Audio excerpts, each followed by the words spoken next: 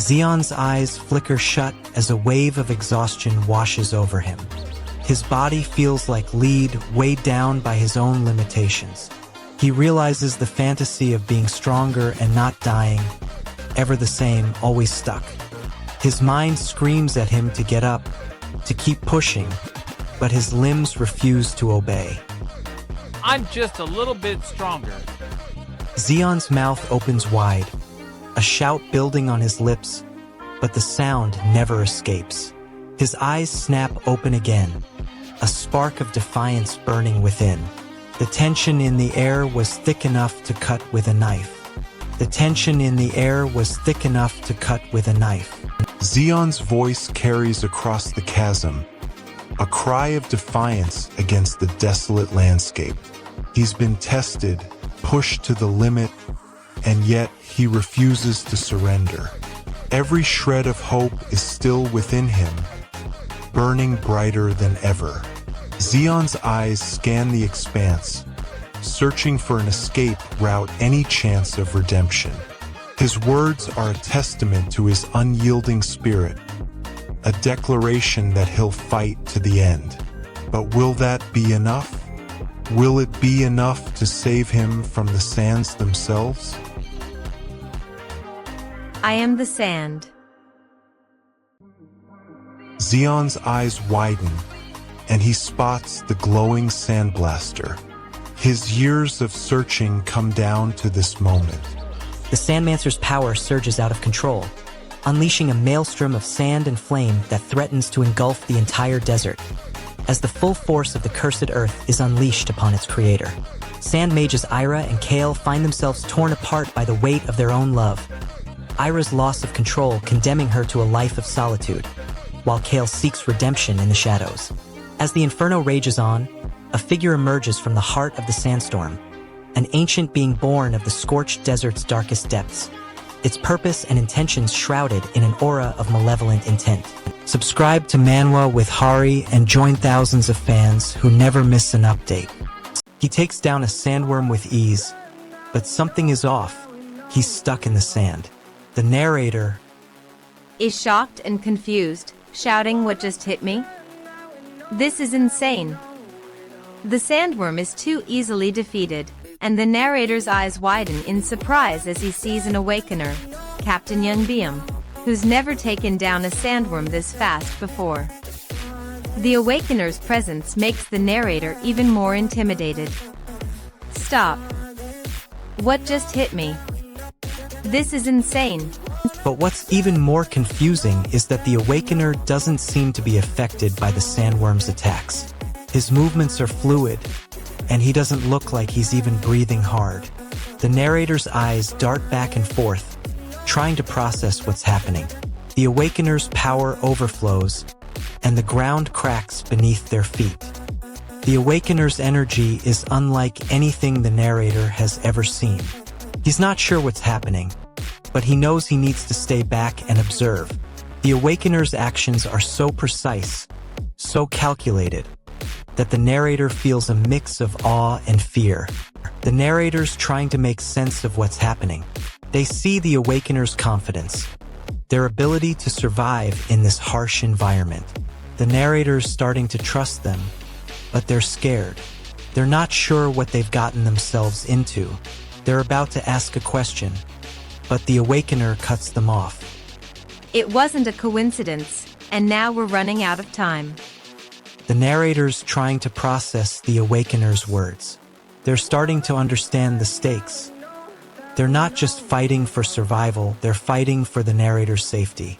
The narrator's not sure what they've gotten themselves into, but they're starting to trust the Awakener. The narrator's looking at a hole in the ground.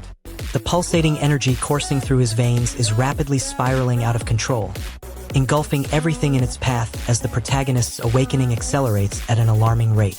The devastating revelation of his lost past threatens to shatter the fragile hold on his sanity, leaving him questioning his very identity and the purpose behind his awakening. The ominous presence of a mysterious figure looming in the shadows of the desert, watching the protagonist's transformation with an unnerving intensity, raises the stakes for a potentially catastrophic confrontation. If you're enjoying this, Subscribe to Manwa with Hari. New chapters drop every week. I'm talking about the narrator, and we've got Aminu, aka Kai, standing right in front of him, trying to get him to cough up some money. Aminu wants to buy some food, but the narrator's having none of it. The prices down here are outrageous, even for a skewer of meat. Aminu thinks he's getting ripped off, but the narrator's not budging. He's not going to let some newcomer like Aminu take advantage of him. Aminu's getting frustrated, but he's not backing down. He's willing to do whatever it takes to get what he wants. Are you out of your mind? I'm talking about the narrator, and we've got Aminu, aka Kai, standing right in front of him, trying to get him to cough up some money. Aminu wants to buy some food, but the narrator's having none of it. The prices down here are outrageous, even for a skewer of meat. Aminu thinks he's getting ripped off, but the narrator's not budging. He's not going to let some newcomer like Aminu take advantage of him. Aminu's getting frustrated, but he's not backing down. He's willing to do whatever it takes to get what he wants. Are you out of your mind? The narrator's not having it. He's done with Aminu's games. The tension in the air was thick enough to cut with a knife. The tension in the air was thick enough to cut with a knife. The tension in the air was thick enough to cut with a knife. Sandmancer's desperate gamble pays off as he hawks his last possessions at the desolate market, but at what crushing cost to his dwindling sense of self-worth and humanity. The weight of his sacrifices crushes Sandmancer's heart as he's forced to confront the harsh reality of his own desperation. His dignity stripped bare in a desperate bid for survival. Sandmancer's fragile resolve is shattered as he's confronted with the unthinkable. The sandworm that could be his ticket to freedom is now nothing more than a distant, unattainable dream, its existence hanging precariously in the balance. Subscribe to Manwa with Hari and hit the bell so you never miss a chapter. Your entire kingdom's fate is about to rest on a soul mana crystal, a tiny fraction of its true value. Kayu's greedy eyes light up. He's seen it before, the desperation of those who would pay any price for this small, precious gem. Who is there? Kayu, a pickpocket with a keen eye for valuable items. What does he want? The mana crystal worth potentially soul. What blocks him?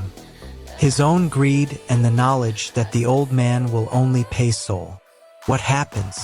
Kayu's face twists in anger as he demands to know why the old man is undervaluing the crystal. What is the cost? Kayu's pride is bruised, but for now he keeps his cool. New character alert, the narrator. He's observing the situation with a hint of amusement. The desert sands swirl wildly as the Sandmancer's dark magic reaches a breaking point, unleashing a maelstrom of elemental fury that threatens to consume everything in its path. Ren's carefully guarded past is torn asunder as the harsh truths of his troubled past are brutally ripped from his fragile psyche, leaving him shattered and reeling in a world that wants nothing to do with him. As the Sandmancer's powers escalate, the fragile alliance fractures, and the desert's most feared warriors begin to circle, sensing opportunity in the chaos, their blades raised and ready to strike the final blow. Don't miss what happens next. Subscribe to Manwa with Hari right now. Let's dive into the world of Sandmancer of the Scorched Desert. Buckle up, folks, because this is going to be a wild ride. Brian. Bak Manho just dug his own grave in the Scorched Desert, and it's already filling with bodies. The city's underbelly is a mirror of Neo Soul. It's a dirty, rotten place where desperation breeds opportunity. Bak's just the latest to fall prey to the desert's cruel hand. You're a dead man, Bak, Brian. He's standing in the middle of a dingy, run-down gambling den, surrounded by the trash of humanity. The air reeks of desperation, desperation that fuels the fires of addiction and hopelessness. Bak's focus snaps back to his goal: escape. He must find a way out, but every tunnel leads to more chaos. The only light comes from flickering torches, casting eerie shadows that seem to hunt him down. I lost my pickaxe. In his frustration, Bak searches through the debris, his eyes locking onto a broken pickaxe, partially buried. A glimmer of hope flickers in his chest. He must get that pickaxe. It's his ticket to freedom. Found my pickaxe. Bok's desperate for a way out, but reality is closing in. He wants his buddy to get here ASAP. The Sandmancer's dark past shatters as he discovers the shocking reality of his existence. Forced into this world by a mysterious figure with a sinister intent, leaving him reeling in self-discovery. Sand's fragile bond with the villagers is frayed to the breaking point as their disdain and fear boil over, threatening to rip apart the fragile trust he's worked tirelessly to build, exposing his heart to shattering vulnerability. As the darkness closing in, the ominous presence lurking within the dungeon's depth stirs, its menacing pulse pounding louder, beckoning the Sandmancer to take a step forward into the abyss, and the fate hanging precariously in balance. Don't miss what happens next. Subscribe to Manwa with Hari right now.